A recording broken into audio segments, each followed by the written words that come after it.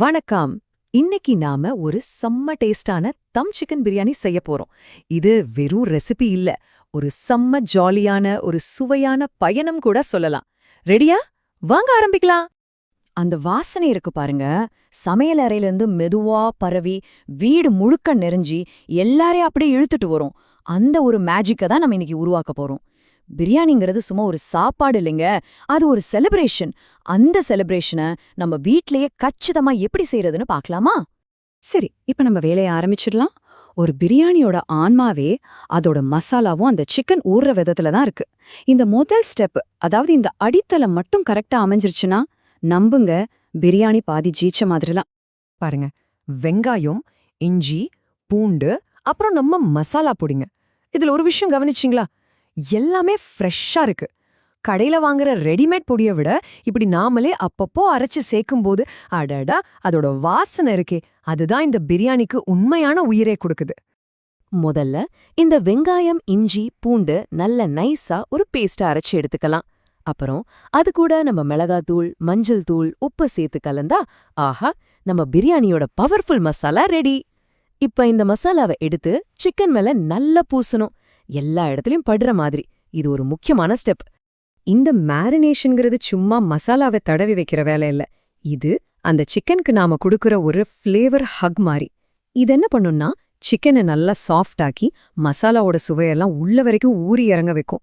அப்போதான் சாப்பிட்றப்ப ஒவ்வொரு பீஸும் நல்லா ஜூஸியா டேஸ்டா இருக்கும். இங்கதான் ரொம்ப முக்கியமான ஒரு விஷயம் இருக்கு, பொறுமை. ஆமா, மசாலா தடவுன சிக்கனை குறைஞ்சது ஒரு 30 நிமிஷமாவது ஊற வைக்கணும். நீங்க இன்னும் கொஞ்சம் டைம் எடுத்து 1 மணி நேரம் இல்ல 2 மணி நேரம் ஊற வச்சிங்கன்னா அடடா, டேஸ்ட் இன்னும் பல மடங்கு சூப்பரா இருக்கும். சோ அவசரப்படாதீங்க. ஓகே, நம்ம கதையோட முதல் ஹீரோ சிக்கன் மசாலால நல்லா ஊறிட்டு இருக்கட்டும். இப்ப நாம ரெண்டாவது ஹீரோ கிட்ட போலாம். யார் அது? நம்ம அரிசி தான். பிரியாணியில சிக்கனோட டேஸ்ட் எவ்வளவு முக்கியமோ அதே அளவுக்கு அரிசியோட பதம், அதோட டெக்ஸ்சர் ரொம்ப ரொம்ப முக்கியம். பார் பாயிலிங்னா என்னடா அதுன்னு யோசிக்காதீங்க, ரொம்ப சிம்பிள். அரிசிய பாதி வேக்காடுல எடுக்கிறது. இது எதுக்குன்னா, பிரியாணி செஞ்சு முடிக்கும்போது சோறு குழஞ்சு ஒரு மாதிரி களி மாதிரி ஆகாம ஒவ்வொரு அரிசியும் தனித்தனியா நீல நீளமா இருக்கிறதுக்கான சீக்ரெட்டே இதுதான். இத நல்லா மனசுல வச்சுக்கோங்க. 80% அரிசிய ஒரு பருக்க எடுத்து நசுக்கி பார்த்தா உள்ள லேசா வெள்ளையா தெரியணும். அதாவது ஒரு சின்ன கடி இருக்கணும். ஏன்னா பாக்கி 20% சிக்கனோட சேர்ந்து தம்ல வேகும்போது சரியா வெந்துடும். இது ரொம்ப முக்கியமான ஸ்டெப். சரி, இப்ப நம்ம கதையோட கிளைமேக்ஸ்க்கு முன்னாடி ஒரு முக்கியமான கட்டம். நம்ம 2 ஹீரோக்களும், அதாவது மசாலால ஊர்ன சிக்கனும் பாதி வெந்த அரிசியும் ஒன்னு சேர போறாங்க. வாங்க, இந்த சுவையின் அடுக்குகளை எப்படி உருவாக்குறதுன்னு பார்க்கலாம்.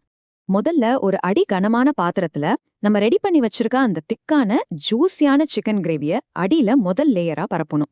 இந்த கிரேவி தான் பிரியாணிக்கு நல்ல ஒரு ஈரப்பதத்தையும் பேஸ் ஃப்ளேவரையும் கொடுக்கும்.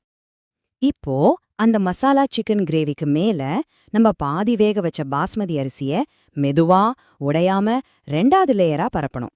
ரொம்ப அழுத்திடக்கூடாது, மென்மையா தூவி விடுங்க. இப்பதான் பிரியாணிக்கு கடைசி டச் கொடுக்க போறோம். ஃப்ரெஷ்ஷா நறுக்குன புதினா, கொத்தமல்லி, ஆஹா, இந்த வாசனையே தனி. அப்புறம் மேல கொஞ்சமா நெய் விட்டா அந்த வாசனை இன்னும் தூக்கலா இருக்கும். கூடவே வறுத்த முந்திரி, திராட்சையும் சேர்த்தீங்கன்னா டேஸ்டும் சரி, பாக்குறதுக்கும் சரி, ரொம்ப ரிச்சா இருக்கும். இப்போ நாம இந்த பிரியாணி செய்முறையோட உச்சகட்டத்துக்கு வந்தாச்சு. கிளைமேக்ஸ், தம் போடுறது. இந்த ஒரு ஸ்டெப்ல தான் நாம தனித்தனியா சேர்த்த எல்லா பொருட்களோட சுவையும் ஒன்னோடொன்னு கலந்து ஒரு மேஜிக் மாதிரி ஒரு முழுமையான பிரியாணியா மாறப்போகுது. சரி, தம் போடுறதுன்னு சொல்றோமே, அப்படின்னா என்ன? வாங்க அத பத்தி கொஞ்சம் டீட்டெயிலா பார்க்கலாம். தம்ங்கிறது ஒரு மெதுவான சமையல் முறை. பாத்திரத்தை காத்து கொஞ்சம் கூட வெளியே போகாத மாதிரி நல்லா டைட்டா மூடிடுவோம். இதனால உள்ள இருக்கிற நீராவி வெளியே போகாம உள்ளுக்குள்ளேயே சுத்தி சுத்தி வரும். அப்போ அந்த சிக்கனோட சாறு, மசாலாவோட வாசனை எல்லாத்தையும் அரிசி நல்லா தனக்குள்ளே இழுத்துக்கும். இது ஒரு ஃப்ளேவர் லாக் டெக்னிக்னு சொல்லலாம். இங்க பாருங்க, இந்த ஒப்பீடு எவ்ளோ தெளிவா விளக்குதுன்னு. சாதாரணமா சமைக்கும் போது வாசனை, சுவை எல்லாம் ஆவியோட சேர்ந்து வெளியே போடும். ஆனா தம்ல சமைக்கும் போது எல்லாமே உள்ளியே லாக் ஆகிடும். அதனாலதான் தம் பிரியாணி அவ்ளோ சுவையா ஈரப்பதத்தோட இருக்கு. அடியில தீயாம சீரா வேகறதுக்கு இது ஒரு பெஸ்ட் மெத்தட். ரொம்ப முக்கியம். அடுப்ப சிம்ல, அதாவது முடிஞ்ச அளவுக்கு குறைவான தீயில வச்சு ஒரு 15ல இருந்து 20 நிமிஷம் வரைக்கும் தம்ல விடணும். தீய மட்டும் அதிகமா வச்சிராதீங்க, அப்புறம் அடி பிடிச்சிடும். சோ ரொம்ப கவனம். இவ்வளோ நேரம் நாம பட்ட கஷ்டத்துக்கு, அந்த பொறுமைக்கு எல்லாத்துக்கும் பலன் கிடைக்க போற நேரம் வந்தாச்சு. ஆமாங்க, நம்ம பிரியாணி பாத்திரத்தை தொறக்க போறோம். அந்த பிரம்மாண்டமான தருணம். மூடிய திறந்ததும் ஆஹா, அந்த கமகமன்னு வர்ற வாசனை பாருங்க. அரிசி ஒன்னோட ஒண்ணு ஒட்டாம முத்து முத்தா நீல நீளமா இருக்கு. சிக்கன் பஞ்சு மாதிரி வெந்திருக்கு.